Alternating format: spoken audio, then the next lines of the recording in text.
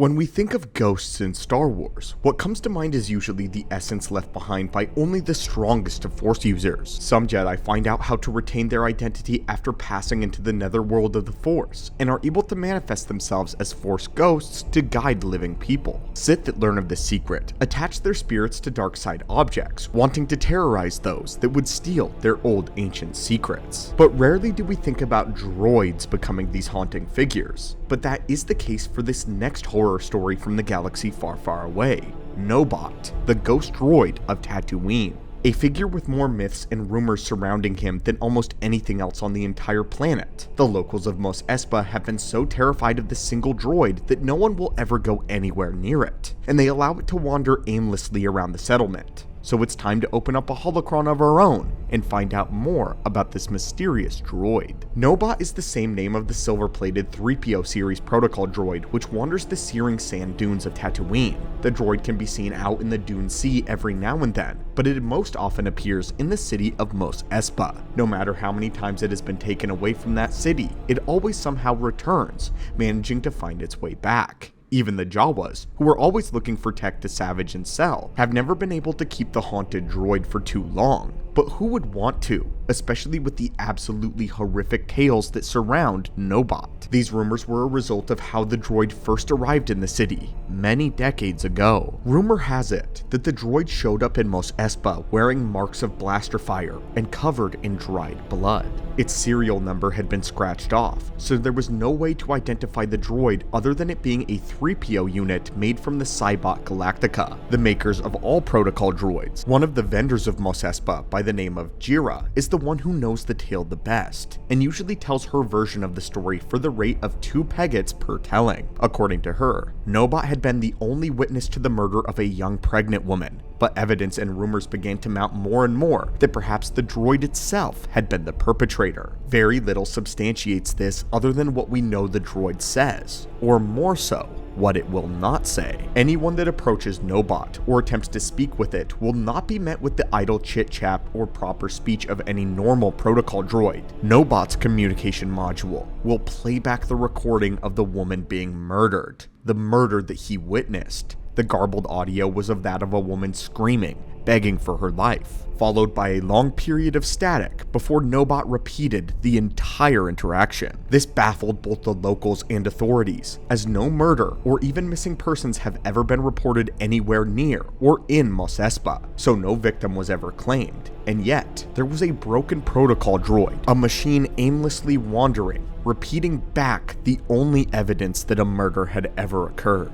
Reasonably, this creeped out the locals immensely, as they attempted several times to get rid of the droid for it inexplicably showing back up at their city steps after a few days. Some even began to say that evil spirits, or even the dark side of the Force was at play around the droid, as anywhere it went, bad luck would follow. Any and all attempts to destroy it were met with unexplainable complications. Young Tusken Raiders attempting to take pot shots at the droid when it was wandering the Dune Sea resulted in their blaster rifles backfiring or becoming completely jammed. Swoop gangs trying to destroy the droid for fun with hooks and chains would have their engines malfunction, or their steering yokes would miraculously rip off. A group of farmers had enough of the strange droid presence once, and finally took it all the way out to the pit of Carcoon, and threw it directly into the Sarlacc. But later, Nobot would be seen wandering back into the city of Mos Espa.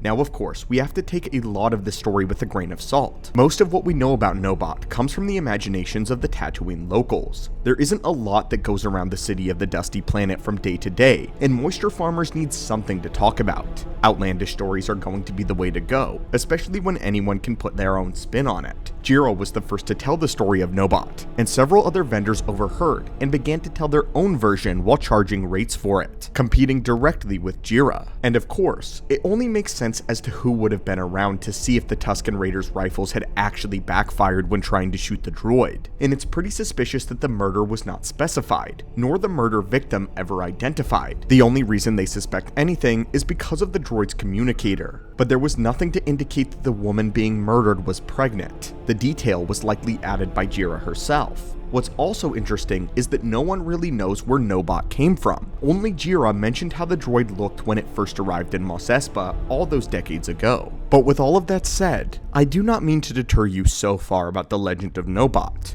We do know that there are facts to his story, and the droid is completely unable to speak if not for disturbing playbacks of the woman screaming. Secondly, how does the droid continue managing to reappear right back in the city despite all of the attempts to get rid of it? This is the only notable thing about its own personality, which is it is very persistent. No matter the weather condition, sandstorms, or scorching heat, no matter the sentient being interfering, Jawas, sand people, gangs, farmers, or even Sarlaccs, one of the most deadly species in the entire galaxy, Nobot always finds his way back to Mos Espa. No one can get rid of the droid, no one knows where it came from or what to do with it. And now, they leave it alone as a huge attraction to the city for those brave enough to even get close. But what is the real story of Nobot? Well, if we had to put the pieces together, the droid was probably a part of a ship which was attacked by pirates. It likely saw its master murdered during the raid, and was shot by one or several of the pirates. This would explain the blaster marks and the serial number being scorched off.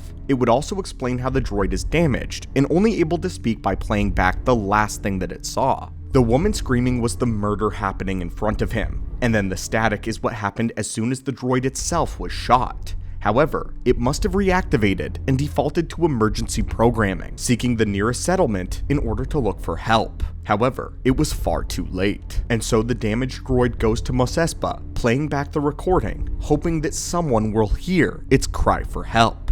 But because the droid is now defective, it barely knows what to do but wander around the city after reaching it. That's at least the more probable explanation. But what this doesn't explain is how the droid manages to repair itself and even come back from things that should be impossible, like the Sarlacc pit. And to that end, we offer a more obscure explanation: the dark side. It could be possible that the droid was around a dark side ritual gone wrong. Perhaps they were witness to a ritualistic sacrifice by a dark Jedi, or a cult gone wrong. Imagine that the droid witnessed the sacrifice and was overtaken by a mysterious force, the dark side, which then took control of it and altered it, which we know the dark side can affect technology in a very dangerous way. In fact, there was even a technological virus that was orchestrated and developed by an ancient Dark Lady of the Sith that nearly destroyed the entirety of the Republic. Something similar could have happened with Nobot, although indirectly. It's possible that Nobot then went on a murder spree, killing each and every one of the cultists, then attempting to fight back. But since the droid can repair itself,